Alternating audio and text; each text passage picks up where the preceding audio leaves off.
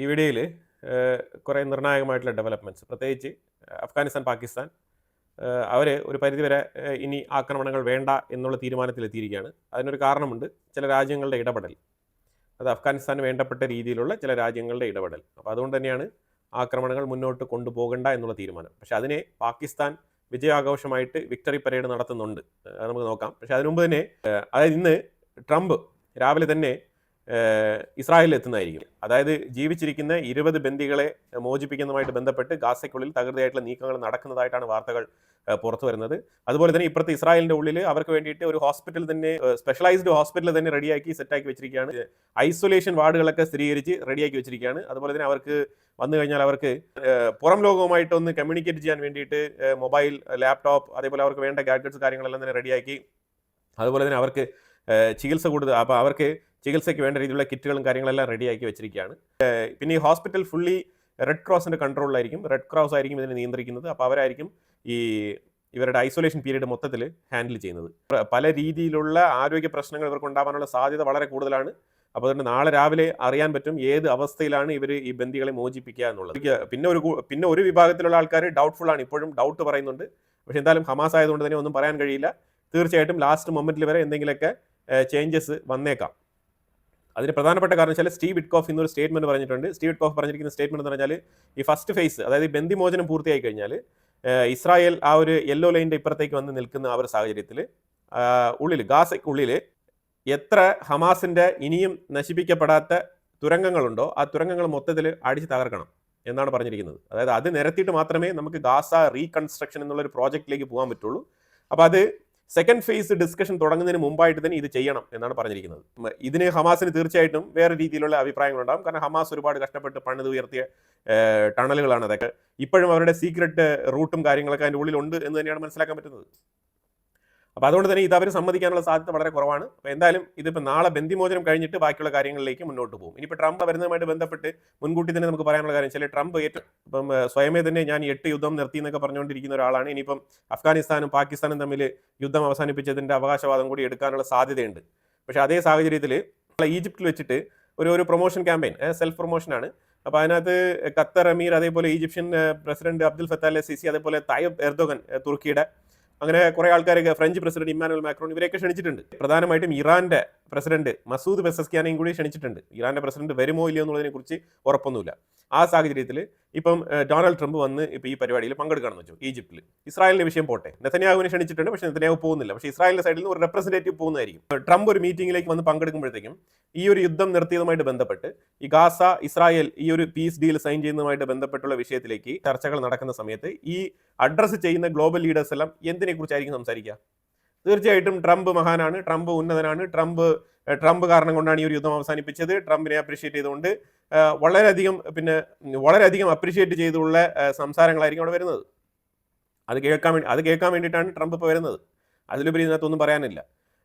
അമേരിക്കയെ സംബന്ധിച്ചിടത്തോളം നമുക്ക് വളരെ വ്യക്തമാണ്, അമേരിക്ക യുദ്ധങ്ങൾ കൂടുതൽ നടത്തിയ രാജ്യമാണോ അല്ലെങ്കിൽ യുദ്ധങ്ങൾ കൂടുതൽ അവസാനിപ്പിച്ച രാജ്യമാണോ എന്നുള്ളത് നിങ്ങൾ ഓരോരുത്തരും സ്വയമേ ചോദിച്ചാൽ മതി. അതിൻ്റെ ഉത്തരം നമ്മൾ പറയേണ്ട ആവശ്യമില്ല. അപ്പോൾ അതുകൊണ്ട് തന്നെ എന്തായാലും ഇപ്പോൾ നിലവിൽ ട്രംപ് എങ്ങനെയെങ്കിലും ഇപ്പോൾ ഒരു ഗാസ യുദ്ധം അവസാനിപ്പിച്ചെങ്കിൽ നല്ലത്. പക്ഷേ ഈ ഒരു ഫേസ് 1 കഴിഞ്ഞിട്ട് ഫർദർ ഇത് മുന്നോട്ട് പോകണം. അതാണ് നമുക്ക് പറയാനുള്ളത്. അതായത് ഇപ്പോൾ ഗാസയിലെ ഫേസ് 1 നടപ്പിലാക്കിയത് കൊണ്ട് അങ്ങനെ പെട്ടെന്ന് കാര്യങ്ങളൊന്നും തീരുമാനത്തിലാവില്ല എന്നുള്ളതാണ് ഒരു 85% അനാലിസ്റ്റുകൾ വിലയിരുത്തുന്നത്. കാരണം ഈ ഒരു പ്രശ്നം അങ്ങനെയാണ്. കാരണം നാളെ തീർച്ചയായിട്ടും പറയും 3000 വർഷത്തെ യുദ്ധം ഞാൻ അവസാനിപ്പിച്ചിരിക്കുകയാണ് എന്ന് പറയാനുള്ള സാധ്യത വളരെ കൂടുതലാണ്. അപ്പോൾ ഈ ഗാസയ്ക്കുള്ളിൽ ബിൽഡിംഗ് റബിൾസ് അത് വളരെയധികം കൂടുതലാണ്. ഈ കെട്ടിട ഇടിപാടുകൾ, കോൺക്രീറ്റുകളുടെ കൂമ്പാരമാണ് കിടക്കുന്നത്. ഈ സ്ലാബുകളെയൊക്കെ പൊട്ടിച്ചെടുത്ത് ഇനി ഗാസ റീകൺസ്ട്രക്ഷൻ ചെയ്ത് കൊണ്ടുവരണമെന്നുണ്ടെങ്കിൽ മിനിമം ഒരു 10 മുതൽ 15 വർഷം എടുക്കും. അപ്പോൾ അതുപോലെ തന്നെ ഈ ടോണി ബ്ലെയറിൻ്റെ ക്ലിയർ ആയിട്ടുള്ള ഒരു വിഷൻ ഉൾപ്പെടുത്തിക്കൊണ്ടുള്ള ഒരു പ്രോജക്ട് റിപ്പോർട്ടൊക്കെ കിടപ്പുണ്ട്. ടോണി ബ്ലെയർ ആണെങ്കിൽ ഈ ഗാസയിലുള്ള ജനങ്ങൾ അഥവാ ഹമാസ് അടുപ്പിക്കരുതെന്നാണ് പറഞ്ഞിരിക്കുന്നത്. അടുപ്പിക്കാനേ പാടില്ല. ബ്രിട്ടീഷ് കൊളോണിയലിസം ഇവിടെ പാടില്ല എന്നാണ് പറഞ്ഞിരിക്കുന്നത്. എവരാണ് ഇത് മൊത്തത്തിൽ കുളവാക്കിയത് അവരെ വീണ്ടും ഗാസയ്ക്കുള്ളിൽ വരുത്തുകയോ അത് നടക്കുന്ന വിഷയമേ അല്ല എന്നാണ് പറഞ്ഞിരിക്കുന്നത്. പക്ഷേ പ്ലാനൊക്കെ വളരെ പക്കായാണ്. പക്ഷെ അവിടെ റിയൽ എസ്റ്റേറ്റിൻ്റെ പദ്ധതിയാണ്. അത് ബോസ്റ്റൺ ആസ്ഥാനമായിട്ടുള്ള ഒരു റിയൽ എസ്റ്റേറ്റ് കമ്പനിയാണ് ടോണി ബ്ലെയറെ റൂട്ട് ചെയ്യുന്നത്. അതിൻ്റെ പിന്നിൽ ആരാണെന്ന് പറഞ്ഞാൽ പറയണ്ടല്ലോ, ഡൊണാൾഡ് ട്രംപ് തന്നെയാണ്. അത് വളരെ വ്യക്തമാണ്. അപ്പോൾ എന്തായാലും റിയൽ എസ്റ്റേറ്റിൻ്റെ കഴുകൻ കണ്ണുകളുമായിട്ട് ഗാസയ്ക്ക് മേളിൽ ഒരു നോട്ടം ഇട്ടുകൊണ്ട് തന്നെയാണ് ട്രംപ് ഈജിപ്തിലേക്ക് വരുന്നത്. അപ്പോൾ അവിടെ ട്രംപ് ഏത് കാർഡ് ഇറക്കും, എന്ത് ഡീൽ സൈൻ ചെയ്യും എന്നുള്ളതാണ് ലോകം ഉറ്റുനോക്കിയിരിക്കുന്ന ഒരു വിഷയം. പ്രത്യേകിച്ച് അറബ് ലോകം ഉറ്റുനോക്കിയിരിക്കുന്ന വിഷയം. അതേപോലെ അമേരിക്കയുടെയും സൗദി അറേബ്യയുടെയൊക്കെ പണം പറ്റി ഗവൺമെൻറ് ചലിപ്പിക്കുന്ന ഗവൺമെൻറ് ജോസഫ് ആബോൻ്റെ ലെബനാൻ ഗവൺമെൻറ് ഒരു സ്റ്റേഡിയത്തിൽ ഒരു വലിയ ഗ്രൗണ്ടിൽ 60,000 കുട്ടികൾ, യുവാക്കൾ, ഇവരെയൊക്കെ വിളിച്ചു വരുത്തിക്കൊണ്ട് ഹെസ്ബുള്ള ഇസ്രായേലിനെതിരെ ആൻറ്റൈസെമിറ്റിസം അവിടെ ടീച്ച് ചെയ്യാണ്. അപ്പോൾ ഇത് ഓൾറെഡി തന്നെ ഇസ്രായേൽ നോട്ടീസ് ചെയ്തിട്ടുണ്ട്. ഇതിനെക്കുറിച്ചുള്ള വിയോജിപ്പ് ഓൾറെഡി തന്നെ ഇസ്രായേൽ ലെബനാൻ ഗവൺമെൻറ്റിനെ അറിയിച്ചിട്ടുണ്ട്. വൈകാതെ തന്നെ ഇത് കണ്ടക്ട് ചെയ്ത ആൾക്കാർക്കെതിരെയുള്ള നടപടികൾ ഇസ്രായേൽ എടുക്കും. ഇസ്രായേൽ തുടരെ അവിടെ ആക്രമണങ്ങൾ നടത്തിക്കൊണ്ട് തന്നെയാണ് ഇരിക്കുന്നത്. ട്രംപ് ചൈനയ്ക്കെതിരെ കർശനമായ നടപടികൾ എടുക്കും. ട്രംപിൻ്റെ സൈഡിൽ നിന്ന് വരുന്ന സ്റ്റേറ്റ്മെൻറ്റുകൾ എന്ന് പറഞ്ഞാൽ ചൈനയ്ക്കെതിരാണ്. കാരണം എന്താണ്? 12 ഇനം റെയർ എർത്ത് എലമെൻറ്റ്സ് ചൈന തടഞ്ഞു വെച്ചിരിക്കുകയാണ്. ശരിക്കും അമേരിക്ക പെട്ട് കിടക്കുകയാണ് ചൈനയ്ക്ക് മുന്നിൽ, മുട്ടുകുത്തി വീണ് കിടക്കുകയാണ്. ഇനി ഇപ്പോൾ അമേരിക്ക പറഞ്ഞിരിക്കുന്നത് ഞങ്ങൾ വേൾഡ് ട്രേഡ് ഓർഗനൈസേഷനിൽ പോയിട്ട് പരാതിപ്പെടും.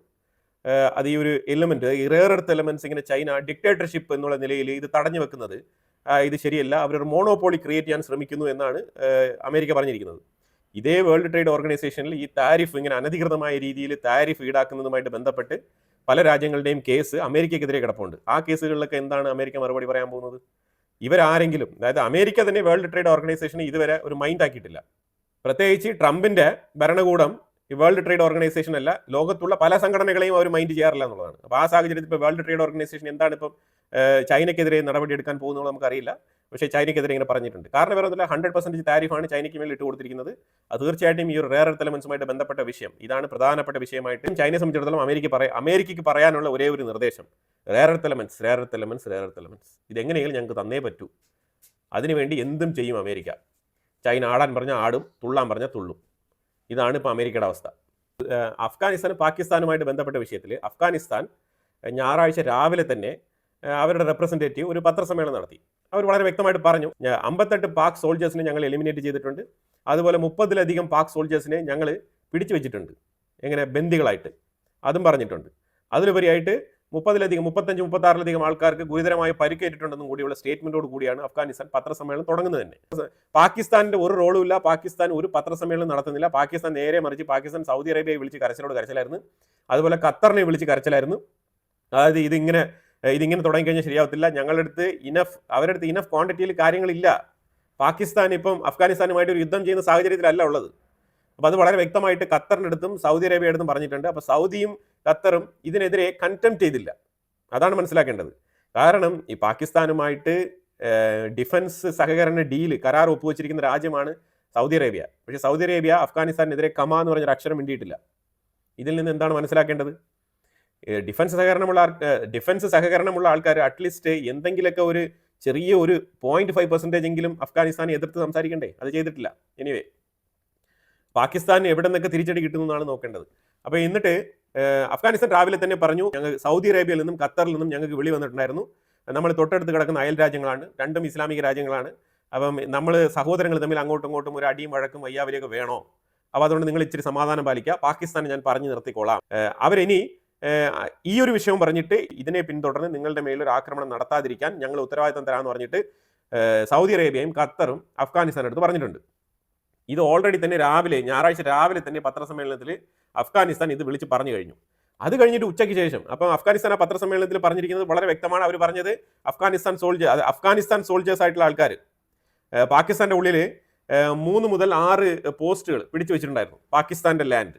അപ്പോൾ അത് റിലീസ് ചെയ്ത് കൊടുത്തിട്ട് നിങ്ങൾ ഇങ്ങോട്ട് മടങ്ങിക്കൊള്ളുക. അതുപോലെ പാകിസ്ഥാൻ സോൾജേഴ്സ് ആയിട്ടുള്ള ആൾക്കാരെ നിങ്ങൾ ബന്ദിയാക്കി പിടിച്ചു വെച്ചിട്ടുണ്ടെങ്കിൽ അവരെയും കൂടി റിലീസ് ചെയ്യുക എന്ന് പറഞ്ഞിട്ടുണ്ട്. പാകിസ്ഥാന്റെ സോൾജേഴ്സിനെ ബന്ദികളാക്കി പിടിച്ചുകൊണ്ട് വന്നതിൻ്റെ വീഡിയോ നമ്മുടെ പക്കലുണ്ട്. നമ്മുടെ വാട്സപ്പ് ചാനലിൽ ഞാൻ ഷെയർ ചെയ്യാം. ഇതിനകത്ത് ഷെയർ ചെയ്യാൻ പറ്റത്തില്ല ആ വീഡിയോ. അപ്പോൾ അതുകൊണ്ട് വാട്സപ്പ് ചാനലിൻ്റെ ലിങ്ക് ഫസ്റ്റ് കമൻറ്റിൽ പിൻ ചെയ്തേക്കാം. അപ്പോൾ അത് വീഡിയോ കാണുമ്പോൾ നിങ്ങൾക്ക് വളരെ വ്യക്തമായിട്ട് മനസ്സിലാവും എന്തായിരുന്നു പാകിസ്ഥാൻ സോൾജേഴ്സിൻ്റെ അവസ്ഥ എന്നുള്ളത്. അപ്പം 1971 ഒക്കെ നമുക്ക് ഓർമ്മ വരണം. ഇതേപോലെ ഇന്ത്യൻ ആർമി 93,000 സോൾജേഴ്സിനെയാണ് പിടിച്ച് ഇന്ത്യക്കുള്ളിൽ വെച്ചിരുന്നത്. എത്ര അടി കൊണ്ടാലും ഞങ്ങൾ വിജയിച്ചു എന്ന് പറയുന്ന അതേ ടെക്നിക്, ഹമാസ് ഉയർത്തുന്ന അതേ ടെക്നിക്ക് തന്നെയാണ് പാകിസ്ഥാൻ ഉയർത്തുന്നത്. ഇവർക്കെല്ലാം ഒരേ ലാംഗ്വേജ് ആണ്, ഒരേപോലെ ഇവർ എത്ര അടി വാങ്ങിയാലും ഇവർ പറയും ഞങ്ങൾ വിജയിച്ചു എന്ന് പറയും. അതുപോലെയാണ് ഇപ്പോൾ പാകിസ്ഥാൻ ഉച്ചയ്ക്ക് ശേഷം വന്നിട്ട് ഈ അഫ്ഗാനിസ്ഥാനിലുള്ള സോൾജേഴ്സ് ഇതെല്ലാം റിലീസ് ചെയ്തിട്ട് ആ ബോർഡറിൽ നിന്നൊക്കെ അവർ അഫ്ഗാനിസ്ഥാൻ ബോർഡറിലേക്ക് പോയതിന് ശേഷം ഇവർ ഉച്ചയ്ക്ക് ശേഷം പോയിട്ട് ഒരു കൊടിയൊക്കെ അവിടെ എടുത്തുകൊണ്ട് പോയിട്ട് പാകിസ്ഥാൻ്റെ കൊടിയൊക്കെ അവിടെ എടുത്ത് ഇങ്ങനെ കുത്തി വെച്ചിട്ട് ഞങ്ങൾ വിജയിച്ചു എന്ന് പറഞ്ഞിട്ട് അവിടെ നിന്നൊരു ഡാൻസും കാര്യങ്ങളൊക്കെ നടത്തി ഞങ്ങൾ യുദ്ധത്തിൽ വിജയിച്ചു എന്ന് വിജയപ്രഖ്യാപനം, വിക്ടറി പരേഡ് നടത്തുകയാണ് പാകിസ്ഥാൻ. അതാണ് അസീം മുനീറിനെയൊക്കെ യുദ്ധം തുടങ്ങിക്കഴിഞ്ഞാൽ പിന്നെ അസീം മുനീർ എവിടെയാണെന്ന് മഷിയിട്ടാൽ പോലും കിട്ടില്ല. അതാണ് അവസ്ഥ. ഒരു പത്രസമ്മേളനം കൊടുക്കാൻ പോലും അയാളെ കിട്ടൂല എന്നുള്ളതാണ്. ആ രീതിയിലാണ് അസീം മുനീർ. ഈ യുദ്ധം ഇപ്പോൾ ഈ ഒരാഴ്ചയായിട്ട് അസീം മുനീറിനെ പുറത്ത് കാണാനില്ല എന്നുള്ളതാണ്. എന്തായിരുന്നു ഒരാഴ്ചയ്ക്ക് മുമ്പ് പിന്നെ മലപ്പുറം കത്തി, മറ്റേ സൂട്ട് കേസ് തുറക്കുക, അതിൻ്റെ ഉള്ളിൽ മിനറൽ കല്ലുകളൊക്കെ ഇങ്ങനെ അടുക്കി പറക്കി വെക്കുക, അമേരിക്കയ്ക്ക് പോവുക, തുറന്ന് കാണിക്കുക. ഇപ്പം ആളെ കാണാനില്ല. അപ്പോൾ ഇന്ന് അഫ്ഗാനിസ്ഥാൻ്റെ സൈഡിൽ നിന്ന് ഒരു എക്സ്പ്ലനേഷൻ വന്നിട്ടുണ്ട്. ഞങ്ങൾ ഈ റിറ്റാലിയേഷൻ്റെ ഭാഗമായിട്ടാണ് ഈ ഒരു ആക്രമണം നടത്തിയത്, ചെറുത്തുനിൽപ്പിൻ്റെ ഭാഗമാണ്. കാരണം അഫ്ഗാനിസ്ഥാൻ്റെ ഉള്ളിൽ കാബൂളിൽ ഒരു ആക്രമണം നടത്തിയതിന് ശേഷം സെക്കൻഡ് ടൈം ഇവർ വന്നിട്ട് ബോർഡർ ഏരിയയിൽ, അതായത് ഈ ഡുറാൻഡ് ലൈൻ കിടക്കുന്ന ഒരു ബോർഡർ ഏരിയയിൽ താലിബാന്റെ ക്യാമ്പുകൾക്കുള്ളിൽ അവിടെ 2-3 ഏരിയ ഇവർ ടാർഗറ്റ് ചെയ്ത് അറ്റാക്ക് നടത്തിയിട്ടുണ്ടായിരുന്നു. അതിനകത്ത് 3 അഫ്ഗാനിസ്ഥാൻ സോൾജേഴ്സ് കൊല്ലപ്പെട്ടിട്ടുണ്ട്, അഥവാ താലിബാനികൾ കൊല്ലപ്പെട്ടിട്ടുണ്ട്.